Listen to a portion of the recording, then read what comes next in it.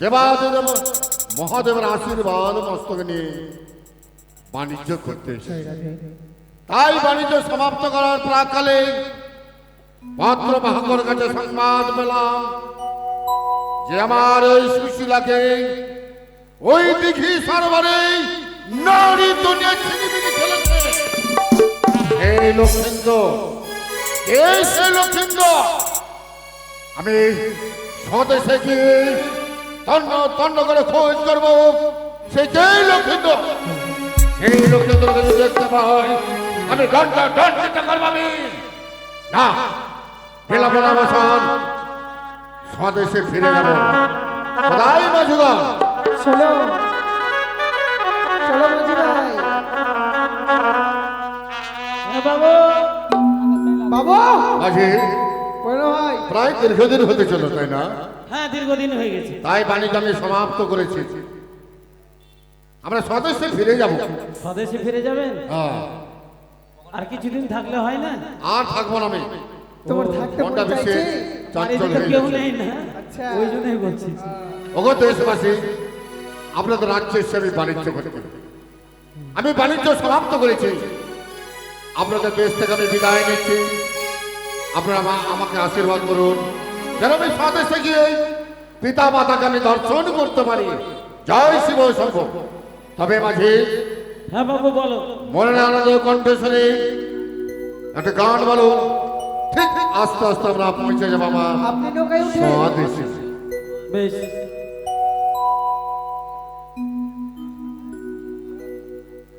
নমস্কার নমস্কার নমস্কার।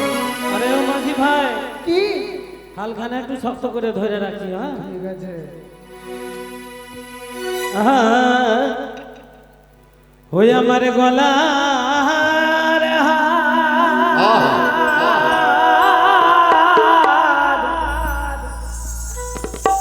খুলে নে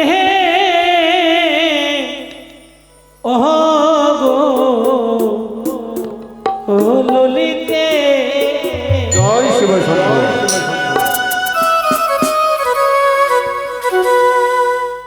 আমার গহলা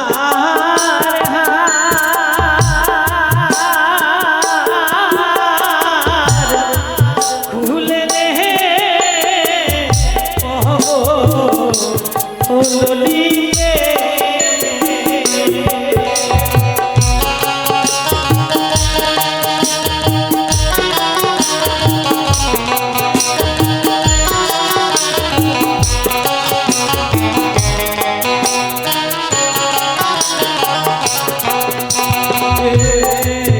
হারের কিয়া শোভা আছে,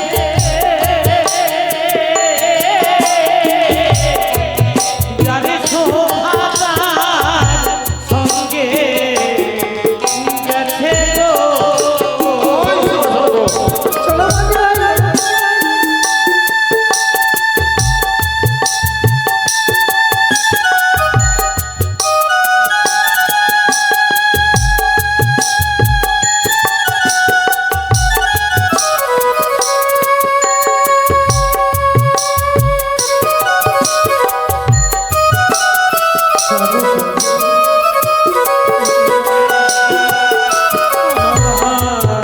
হারের কিয়া শোভা আছে,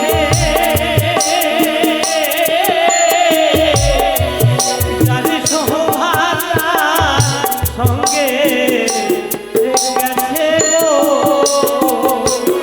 ও রাম কৃষ্ণ নামে মালা গেঁথে শৈবেছে না বলে, শরীরে সুখিরে না বলে, শরীরে ও বলিতে আমার গহনা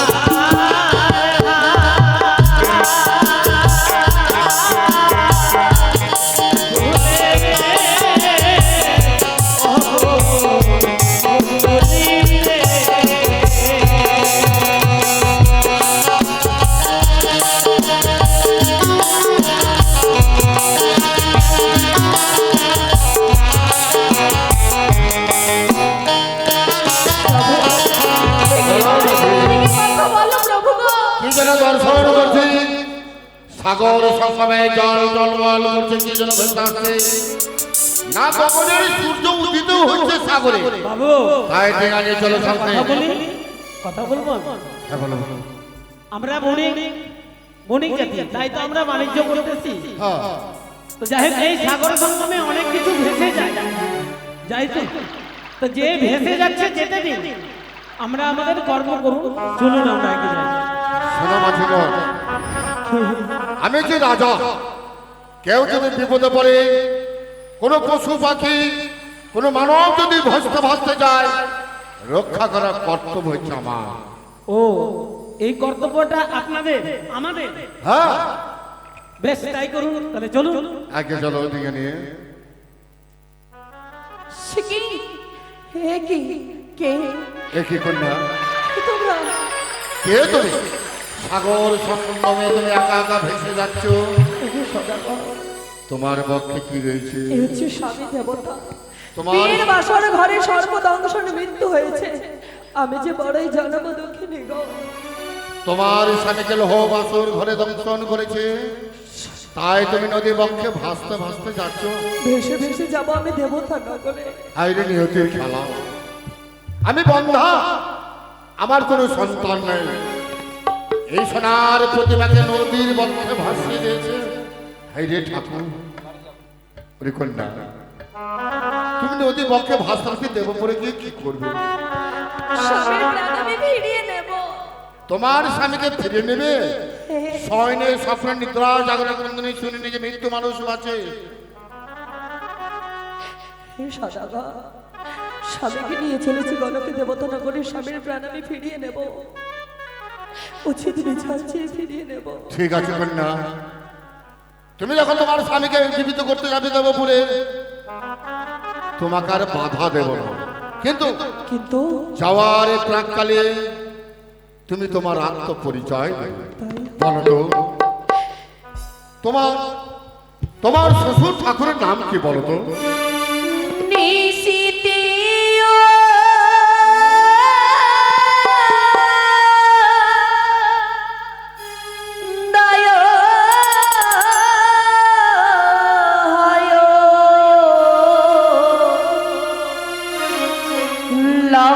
তারা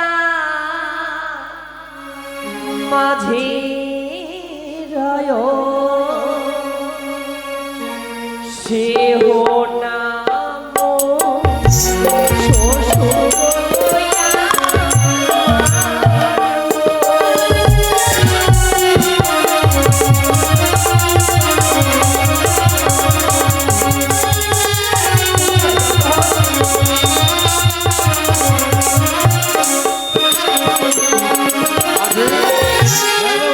তার শ্বশুর ঠাকুরের নাম জিজ্ঞাসা করতে বললাম। সে বলছে নিশ্চিতে চতুর্দিকে লক্ষ্য রয়েছে তারা, তার মাঝখানে কি রয়েছে? তার শ্বশুর ঠাকুরের নাম চাঁদ। চাঁদ, ও চাঁদ। তার সঙ্গে সদাগর যুক্ত দাও। যুক্ত দেব। তবে কি চন্দ্রপতি সদাগর? হে আচ্ছা বলো তো কন্যা, তোমার শাশুড়ির নাম কি? নারী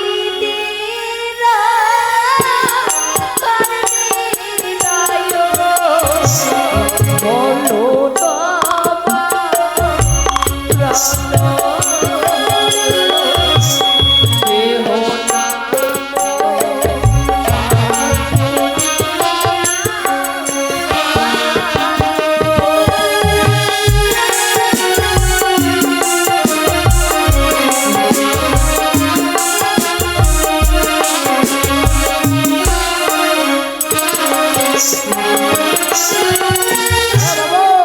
তবে আমি বুঝতে পারলাম তোমার শাশুড়ির নাম হচ্ছে সোনা।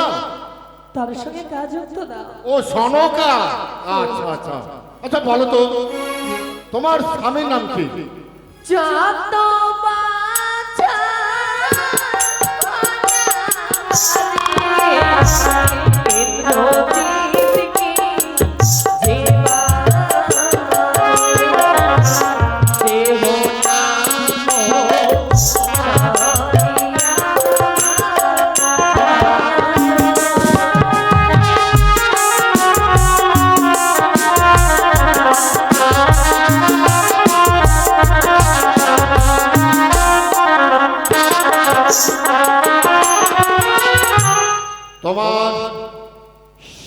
সে বলছে 14 বছর বনবাসে যাবে। 14 বছর অনাহারি অনাহারে ইন্দ্রজিৎকে কে বধ করে? ইন্দ্রজিৎকে বধ করে। তবে কি লক্ষণ? আচ্ছা বলো তো, শিশুদের হস্তে কি বা থাকে? কেন নবজাত শিশুদের হাতে বালা থাকে? হ্যাঁ, ভালো থাকে। নারায়ণের পাশে কে থাকে? বালা লক্ষ্মী থাকে। তার সঙ্গে ইন্দ্র যুক্ত দাও। ইন্দ্র ইন্দ্র ইন্দ্র তবে কি লক্ষিন্দ্র? হে, তবে কি লক্ষিন্দ্র? এই কথা মনে পড়েছে। আমি বাণিজ্য যাওয়ার প্রাককালে ওই সুন্দর বিজয়ী, ওই রক্ষিত আমার সুশীলাকে নারী জনে ছিলেন। আর মনুষ্য এই সুন্দরে পরিচয় তোমার সঙ্গে অট্ট হাসি। আমি নারায়ণ জানি। মামা, কে তোমার মামা? কে তোমার বাবা? চলো তুমি আমার সঙ্গে চলো। যদি তুমি না যাও, তাহলে তুমি যদি না যাও, না যাই। তাকে অপমান করব, দ্রৌপদীর মতো বস্ত্র হরণ করব। না। আসো।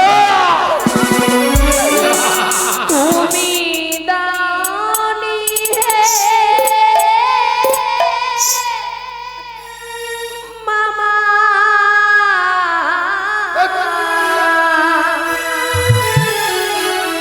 তুমি দানি হয় শ্বশুর মামা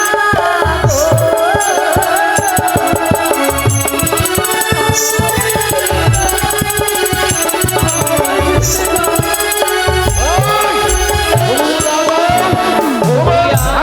যাও, পুষ্ট দেবী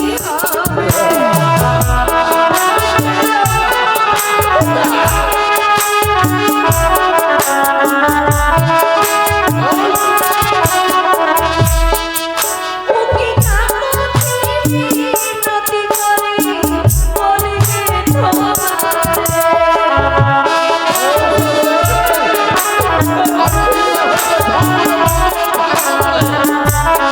আমাকে জোর করবো দিতে পারবে।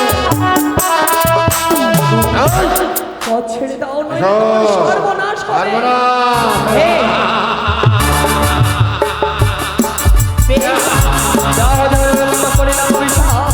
আমার অভিশাপে তোমার দুই চক্ষু